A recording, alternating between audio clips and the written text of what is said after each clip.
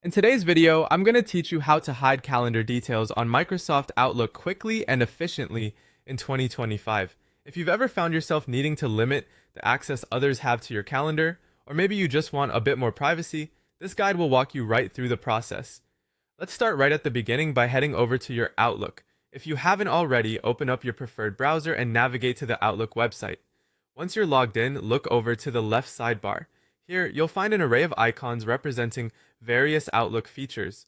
We're interested in the calendar, so go ahead and click on the calendar icon to bring up your schedule.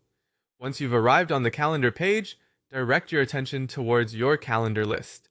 You'll see each one has three little dots next to it. These dots represent additional options or settings for each specific calendar. Go ahead and click on these three dots and a small menu will appear with various settings specific to your calendar. From this menu, click on Sharing and Permissions. This is your gateway to managing who can see what on your calendar. Once you click there, you're going to see a list of email addresses that currently have access to view your calendar. This is where transparency meets control. You get to decide who has eyes on your daily events. If you've noticed that there's someone you'd rather keep your schedule private from, then removing them is quite simple. Look closely at the list of emails. To the right of each email address, you'll find a little trash can icon. This icon is your removal tool. Simply click on it to delete that individual's access to your calendar.